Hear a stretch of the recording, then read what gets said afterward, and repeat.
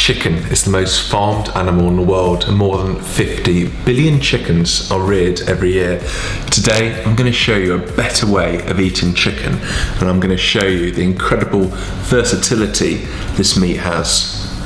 I'm going to cook a lovely pan-fried chicken breast with butter and herbs and some lovely potato wedges. Without further ado, let's dive straight in. Thank you for joining me. We're going to be talking about chicken today, and there's so much we can talk about. I'm going to start off with the not so good side, the intensive farming side, and this book is going to help me. This chap is called Hugh Whittingstall, if you haven't heard of him.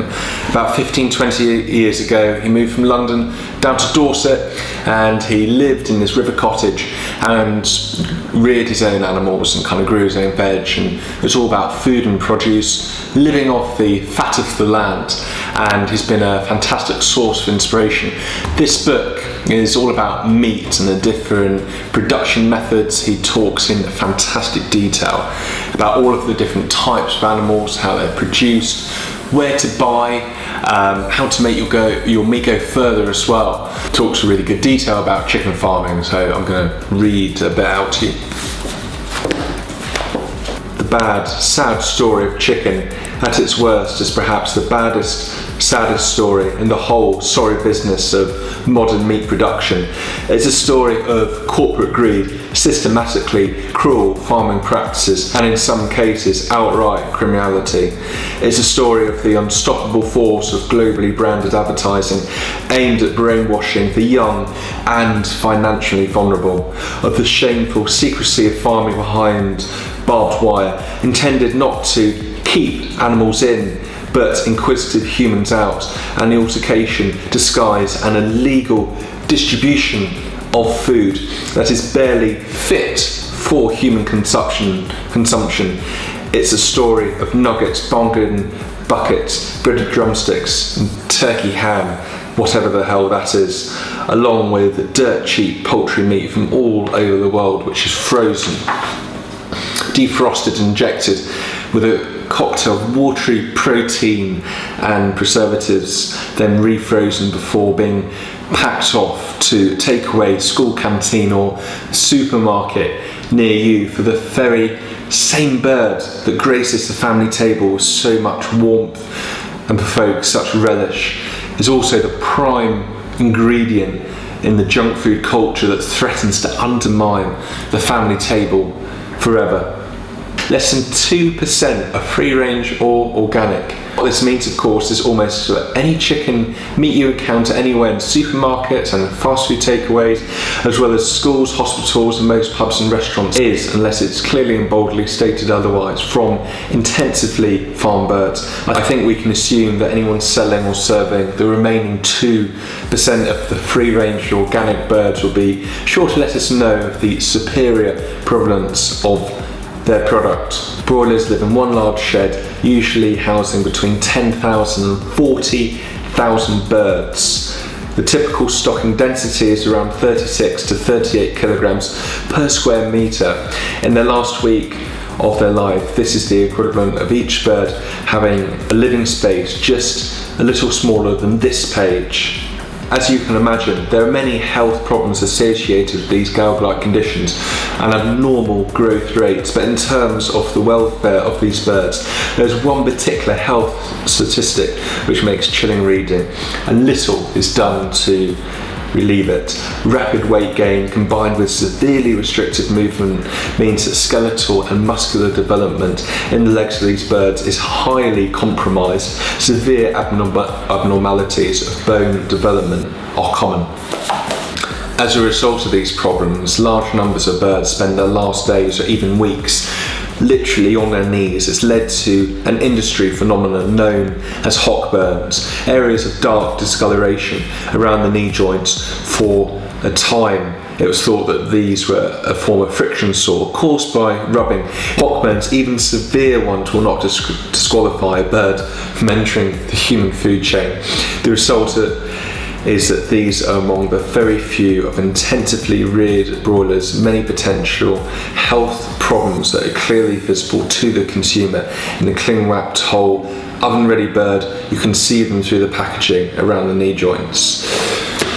I think that's quite enough of the horror stories of intensively reared chickens. But I want to offer a solution, something which is a really delicious eating bird, and that's this bird here. This is a suttonhoochicken. So Suttonhoo was started in '94, and they had a dream of producing a really traditional free-range bird. Suttonhoo is based in the heart of Suffolk. They have a free-range chicken farm with 40 acres of grassland where the chickens can roam around in and display natural behaviours. They can forage. They actually live in like big sheds, which are portable, which they can move around so they get fresh grass. And that's something I discovered as well with the kind of free range or the other free range alternatives. Sometimes they'll just cut holes in the big sheds, but then chickens are going to be there for a long time. The advantage with Suttonhoo is they have these big sheds, they move around, and the chickens can freely peck around on free grass. So this chicken will have about 10 to 12 weeks before it's slaughtered. A intensively reared broiler chicken will only have about 6 weeks, so that's 25% more than a typical free range and 70% more than a broiler chicken. There's no antibiotics, it's fed a very natural diet and allowed to roam around. And the real benefit of this is the flavour and the texture. It's very succulent, very traditional, and this is more many years ago how you would maybe breed a chicken, whereas now with the growing population it's all about very quick abnormal growth rates. And the brilliant things about free range chickens like Suttonhoo is the versatility is incredible. From this one chicken I can get about 5-6 different dishes. I can make a really delicious stock which can be used for risottos, casseroles. I'd much rather eat less meat and being better quality meat. So I'll eat meat maybe once, twice, 3 times a week, but I know where that animal's come from, I know where the meat's been sourced from. And I'd much rather that than eat meat every day of the week and it being cheap meat, because cheap meat, you don't know where it's come from. And just touched on in the book here, there are some pretty brutal, barbaric farming practices, and I've spared you the gory details because that's not really what this channel is about. This channel is about celebrating really amazing food. But anyway, I'm going to share a really delicious recipe with you. I'm going to take the breast and I'm going to pan roast it with some nice herbs, some butter, some white wine. I'm going to finish it with a little bit of cream to make this nice mustardy creamy sauce, and these lovely potato wedges which are very easy to make. So, see you in the kitchen. I'm super excited to be sharing this delicious, simple chicken dish today, showcasing a Suttonhoo chicken breast. So first things first, we have our lovely chicken breast here. I'm going to season this up with a little bit of salt and pepper in here. Going to use a little bit of Yard Valley rapeseed oil. This is oak smoked, just to gently marinate this and give this a bit of flavour. Next we have some lovely thyme, so you can just shred that in. We have a couple cloves of garlic, so we can crush those. Okay, just add those to the chicken and the thyme and salt and pepper, and just let that marinate for a few minutes. Next thing to do is just to gently boil some potatoes. Got some boiling water in here. I'm going to do wedges, and I'm going to cook these in the water just so they're nice and fluffy. We get a nice kind of crispy edge on the outside.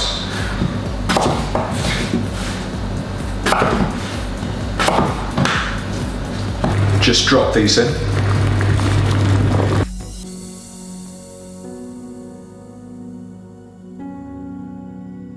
These have been cooking for a few minutes now. They've just started to become a little bit softer. I'm now going to drain them.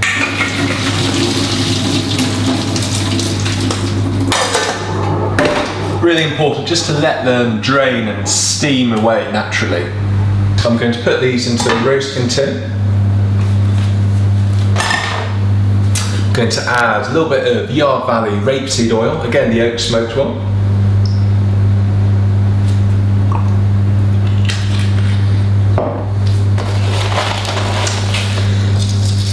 A little bit of salt, a bit of pepper.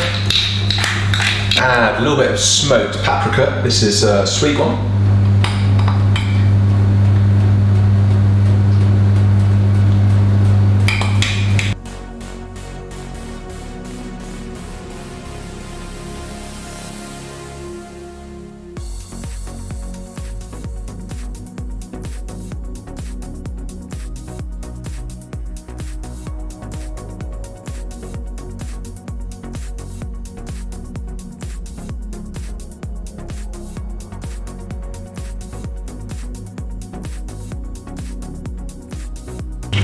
Going to add a little bit more rapeseed oil just to give it a bit of colour, and also a bit more salt.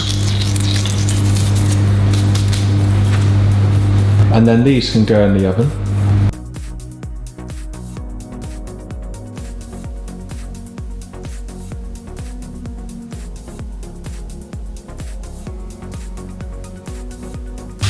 Okay, this has been roasting for a few minutes now on the skin, get a nice crispy skin. I'm just going to turn it over, beautiful.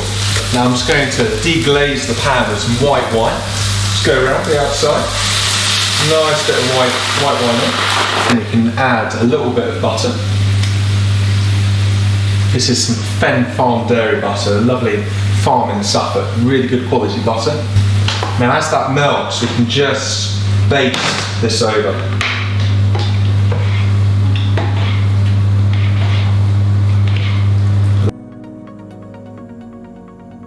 Lovely, and then we'll put that into the oven. I'll literally cook that chicken breast for literally 6 to 8 minutes just so it can cook through. I'm now going to take the chicken out of the oven.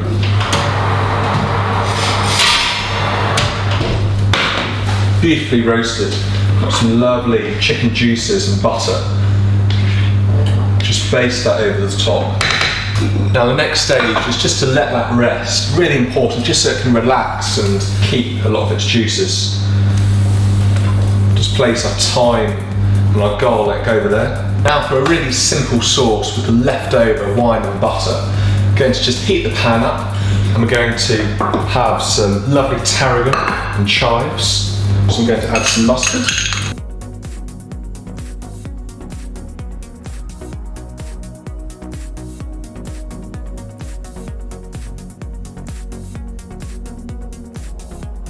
Next, some double cream.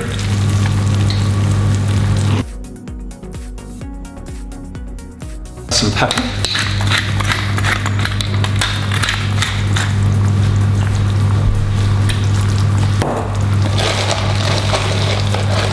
And a little bit of salt.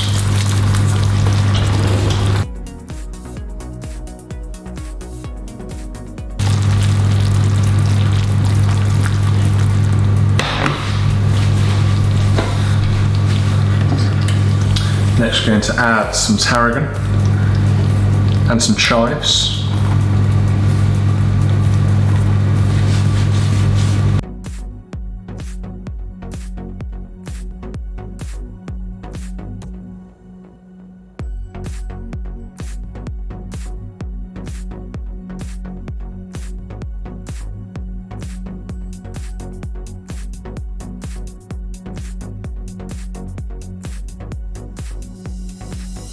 A really delicious chicken dish that you can try yourself at home. I've really enjoyed using this Sutton-hoo bird today, and I'd strongly recommend you to try it for yourself. I'm going to put a link below if you would like to try and find out more about Sutton-hoo chickens. Also, it would be fantastic if you can leave me a comment. I'd love to know what you thought of my review today, and I'd also love to know how you best enjoy eating chicken yourself. Until next time, fellow foodies, keep cooking.